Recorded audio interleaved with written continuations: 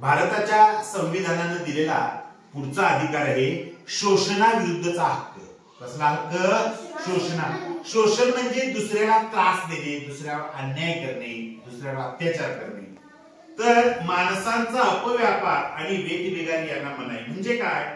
तर माणसांचा व्यापार करणं, माणसाला विकणं, माणसांना त्रास देणं हे घटनेला मान्य नाही.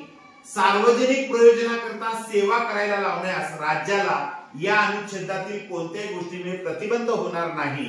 अशी सेवा करावयास लावताना केवळ धर्म, वंश, जात, वर्ग अथवा यापैकी कोणत्याही कारणावरून राज्य कोणताही भेदभाव करणार नाही. कारखाने इत्यादीमध्ये बालकांना कामाला ठेवण्यास मनाई आहे. म्हणजे बाळांनो, 14 वर्ष वयाखालील कोणत्याही बालकाला, म्हणजे तुम्हाला सुद्धा, तुमचं वय 14 वर्ष आहे का? नाही, अजून पूर्ण नाही. मग 14 वर्ष होईपर्यंत कोणत्याही कारखान्यात किंवा खाणीमध्ये काम करण्यासाठी तुम्हाला नोकरीवर ठेवलं जाणार नाही. आणि म्हणून कोणत्याही धोक्याच्या कामावर तुम्हाला ठेवता येणार नाही. त्याचबरोबर धर्म स्वातंत्र्याचा हक्क आहे. कसला हक्क आहे?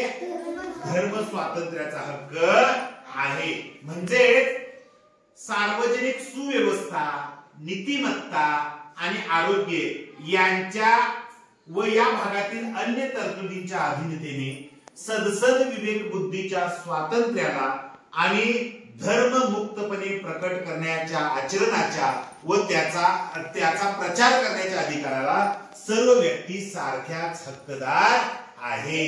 लक्षात आलं का? लक्षात आलं का? म्हणजे प्रत्येकाला आपला धर्म पाळणं आवश्यक आहे. दुसरा धर्म मोठा आहे, हा धर्म छोटा आहे असं अमृता राज्यघटनेत कुठेही म्हटलेलं नाही. सर्व धर्म समानता आहे. काय आहे? सर्व धर्म समानता आहे. आणि म्हणून शीख, जैन, बौद्ध धर्म प्रकट करणाऱ्या व्यक्तींचा उल्लेख समाविष्ट आहे असा याचा अर्थ आहे. आणि म्हणूनच या ठिकाणी कृपण धारण करणे व स्वतः बरोबर बाळगणे हे शीख धर्माच्या प्रकटीकरणात समाविष्ट असल्याचे मानले गेले. म्हणजे शीख लोक वर पगडी बांधतात बघा, बरोबर ना? तर त्यांचा तो धर्माचा भाग आहे, तो तुम्हाला रद्द करता येणार नाही.